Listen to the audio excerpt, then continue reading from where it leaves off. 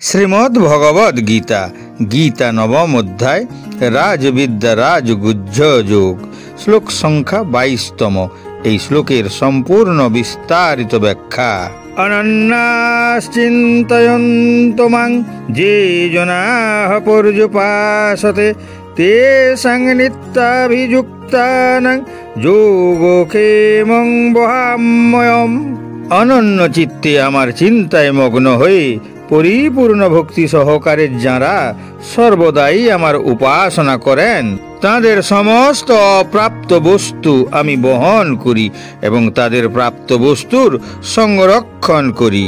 একজন মায়ের উপর সম্পূর্ণ নির্ভরশীল একজন অসহায় নবজাতক শিশুর মা কখনোই তার দায়িত্ব ত্যাগ করার কথা ভাবতেই পারেন না। ঈশ্বর সন্তানের সর্বোচ্চ এবং চিরন্তন মা। ঈশ্বর কেবলমাত্র সেই আত্মাদেরই মায়ের মতো সুরক্ষা প্রদান করেন যারা তাঁর কাছে সম্পূর্ণরূপে আত্মসমর্পণ করেন। এখানে বহাম্যহম শব্দটি ব্যবহার করা হয়েছে, যার অর্থ আমি আমার ভক্তদের রক্ষার দায়িত্ব নিজের উপর নিয়ে থাকি। যেমন একজন বিবাহিত পুরুষ তার স্ত্রী ও সন্তানদের যত্ন নেওয়ার দায়িত্ব নিজের উপর নিয়ে থাকে। ভগবান দুটি প্রতিশ্রুতি দিয়েছেন। প্রথমটি হলো যোগ, যার মাধ্যমে ভক্ত তার আধ্যাত্মিক চেতনা জাগ্রত করার অনলস পরিশ্রম করেন। সেই আধ্যাত্মিক সম্পদ ঈশ্বর তার ভক্তদের মধ্যে জাগ্রত করান। দ্বিতীয়টি হলো ক্ষেম, যার মাধ্যমে তিনি ভক্তদের সেই আধ্যাত্মিক সম্পদ রক্ষা করেন যা ভক্তদের মধ্যে প্রথম থেকেই অবস্থিত ছিল, কিন্তু ঈশ্বর এর জন্য একান্ত আত্মসমর্পণের শর্ত রেখেছেন। এটা আবার মা ছেলের মধুর সম্পর্ক থেকে বোঝা যায়। একটি নবজাতক শিশু সম্পূর্ণরূপে তার মায়ের উপর নির্ভরশীল। শিশুর কোনো কিছুর প্রয়োজন হলে সে কাঁদতে শুরু করে, তখন মা শিশুর প্রয়োজন অনুভব করে। শিশুকে দুধ খাওয়ানো, স্নান করানো, স্বচ্ছ করানো, এভাবেই শিশুর দায়িত্ব পালন করেন।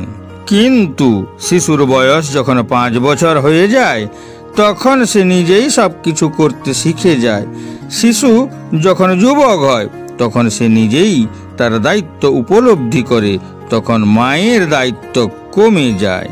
এখন পিতা যদি বাড়িতে এসে মাকে জিজ্ঞাসা করেন, আমাদের ছেলে কোথায়, তাহলে মা উত্তর দেন, সে তো স্কুল থেকে বাড়ি ফেরেনি, সম্ভবত বন্ধুদের সাথে সিনেমা দেখতে গেছে। এখন তার প্রতি মায়ের মনোভাব স্বাভাবিক হয়ে গেছে। কিন্তু একই শিশুর বয়স যখন 5 বছর ছিল, তখন তার স্কুল থেকে ফিরতে একটু দেরি হলে মা চিন্তিত হয়ে পড়তেন। সে একটি ছোট শিশু, মায়ের চিন্তা হতো কিছু দুর্ঘটনা ঘটেনি তো। স্কুলে ফোন করে জেনে নিতেন। এইভাবে শিশু তার দায়িত্ব পালনে সক্ষম হলে মা তার দায়িত্ব পালনে বিশ্রাম নেন। ঈশ্বরের বিধানও একই রকম কিছু। যখন আমরা নিজেদেরকে কর্মচারী হিসাবে বিবেচনা করি এবং স্বেচ্ছায় কাজ করি, তখন ঈশ্বর তার দায়িত্ব থেকে মুক্ত হন। তিনি কেবল আমাদের কৃতকর্মের হিসাব রাখেন এবং সেই অনুযায়ী আমাদেরকে ফল প্রদান করেন। যখন আমরা আংশিকভাবে ঈশ্বরের কাছে আত্মসমর্পণ করি, তখন ঈশ্বরও আমাদের আংশিক আশীর্বাদ করেন, এবং যখন আমরা সম্পূর্ণরূপে তার কাছে আত্মসমর্পণ করি, তখন ঈশ্বর আমাদের সম্পূর্ণ দায়িত্বভার গ্রহণ করেন।